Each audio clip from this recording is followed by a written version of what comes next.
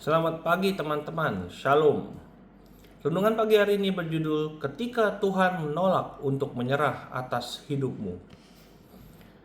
Lukas 15 ayat 8. Atau perempuan manakah yang mempunyai 10 dirham dan jika kehilangan satu di antaranya tidak menyalakan pelita lalu menyapu rumah dan mencarinya dengan cermat sampai menemukannya.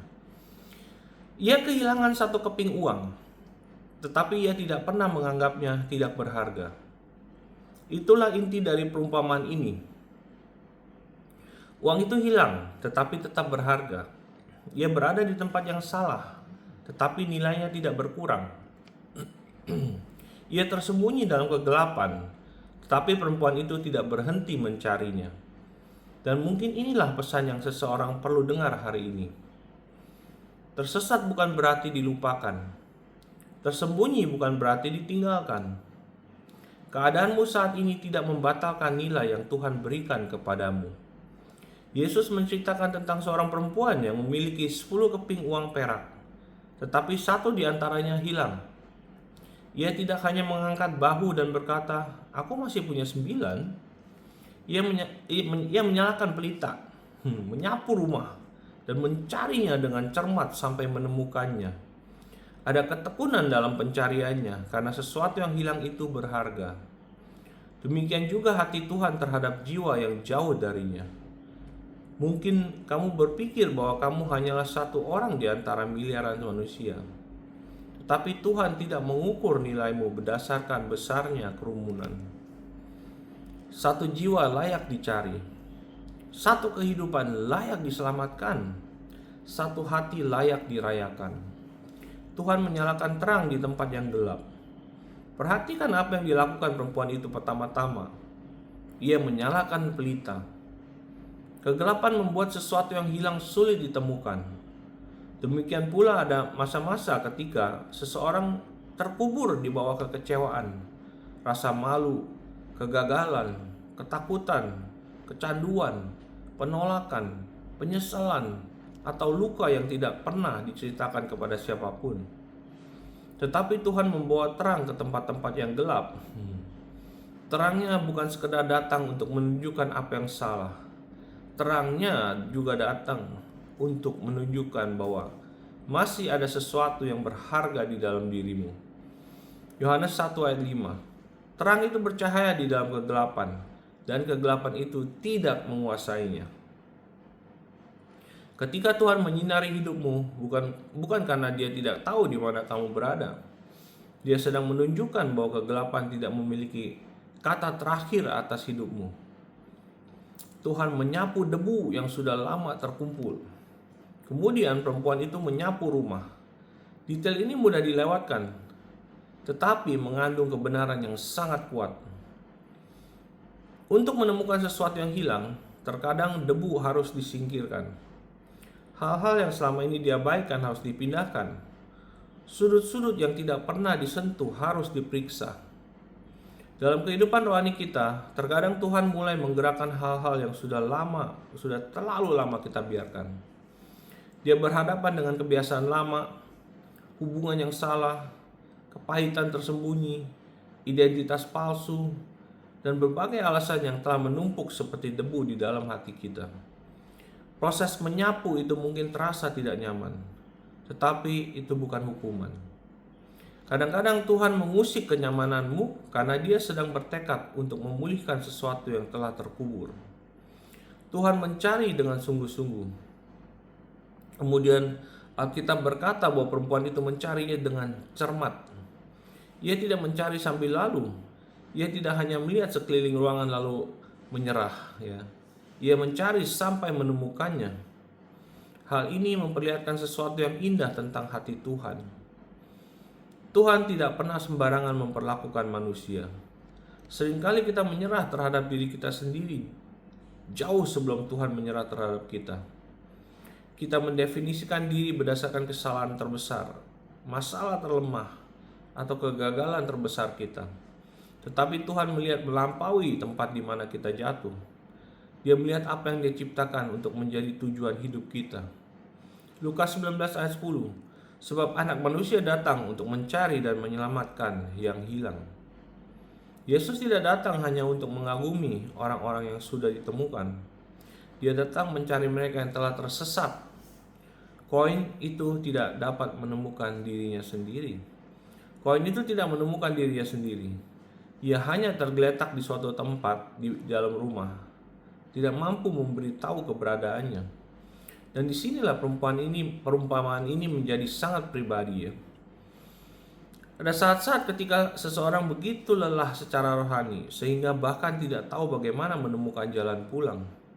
Tidak punya kekuatan untuk berdoa, tidak punya kata-kata untuk menjelaskan rasa sakitnya, tidak punya keberanian untuk mengaku betapa jauhnya ia telah meninggalkan Tuhan. Namun, belas kasih Tuhan tidak bergantung pada kemampuanmu untuk menemukan jalan pulang dengan sempurna. Anugerah tahu bagaimana mencarimu ketika kamu sudah kehilangan arah. Jarakmu bukan destinasimu. Mungkin hari ini kamu bertanya kepada dirimu sendiri, bagaimana aku bisa sampai di titik ini? Mungkin dulu imanmu kuat, hatimu lembut, dan berdoa terasa begitu alami. Tetapi di tengah perjalanan, kekecewaan datang. Doa yang terasa tidak dijawab, seseorang mengkhianatimu, sebuah pintu tertutup, sebuah impian mati, dosa mulai menguasai, perlahan-lahan sesuatu yang dahulu menyala terang mulai meredup. Kamu tidak bangun suatu pagi dengan niat untuk menjauh dari Tuhan. Kamu hanya perlahan-lahan hanyut. Tetapi dengarkan ini baik-baik. Tuhan tidak menganggap jarakmu sebagai takdirmu. Tempatmu berada sekarang belum tentu menjadi tujuan akhirmu. Nilai tidak hilang hanya karena kamu tersesat. Koin yang hilang mengajarkan bahwa nilai tidak menghilang hanya karena sesuatu tersesat. Koin yang tergeletak di bawah debu tetaplah koin. Kondisinya mungkin berubah, tetapi nilainya tidak berubah. Orang mungkin telah salah memahami dirimu. Kamu mungkin telah membuat keputusan yang kamu sesali. Kamu mungkin membawa luka yang tidak dapat dilihat orang lain. Tetapi kegagalanmu bukan identitasmu. Rasa malumu bukan namamu. Masa lalumu bukan nubuat atas masa depanmu. Kamu tidak menjadi tidak berharga hanya karena terluka. Kamu belum selesai hanya karena pernah jatuh. Pertobatan adalah jalan pemulihan. Karena itu pertobatan bukanlah pesan untuk mempermalukan seseorang. Pertobatan adalah pesan pemulihan. Yesus berkata di Lukas 15:10, demikian juga akan ada sukacita pada malaikat-malaikat Allah karena satu orang berdosa yang bertobat. Pikirkan hal ini. Surga tidak berpesta karena seseorang telah menjadi sempurna. Surga bersukacita karena seseorang berbalik. Bertobat berarti berpulang. Bertobat berarti pulang ya. Berarti mengizinkan Tuhan membawa kita keluar dari tempat persembunyian dan kembali ke hadiratnya, tempat kita seharusnya berada. Bapa tidak sedang menunggu untuk mengingatkanmu betapa jauhnya kamu telah menyimpang. Dia sedang menunggu untuk memulihkan apa yang telah hilang. Tuhan bersukacita ketika yang hilang ditemukan. Ada satu kebenaran indah lainnya.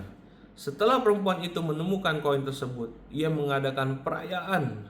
Ia tidak menemukan koin itu lalu mengeluh karena koin tersebut sudah kotor. Ia tidak berkata, lihat betapa lama koin ini hilang. Ia bersukacita karena yang hilang telah ditemukan. Demikianlah hati Tuhan terhadap orang berdosa yang bertobat. 2 Korintus 5 ayat 17. Jadi siapa yang ada di dalam Kristus, ia adalah ciptaan baru. Yang lama sudah berlalu, sesungguhnya yang baru sudah datang. Tuhan adalah ahli dalam memberikan awal yang baru. Dia bukan hanya menemukan kembali seseorang, dia mengubahkan hidupnya. Jadi berhentilah mempercayai kebohongan bahwa karena kamu pernah tersesat, Tuhan telah menggantikanmu. Perumpamaan itu tidak mengatakan bahwa perempuan tersebut berhenti peduli terhadap koin yang hilang hanya karena ia masih memiliki 9 koin. Kasih Tuhan tidak dikendalikan oleh statistik. Surga tidak berkata kita sudah punya cukup. Yesus tidak melihat kerumunan lalu melupakan individu. Dia melihat orang yang duduk sendirian. Dia melihat orang yang menangis ketika tidak ada yang mendengar. Dia melihat orang yang tersenyum di depan umum tetapi sedang berjuang sendirian. Dia melihat orang yang merasa dilupakan dan dia tetap mencari. Gereja juga dipanggil untuk mencari. Namun perumpamaan ini juga merupakan panggilan bagi gereja ya.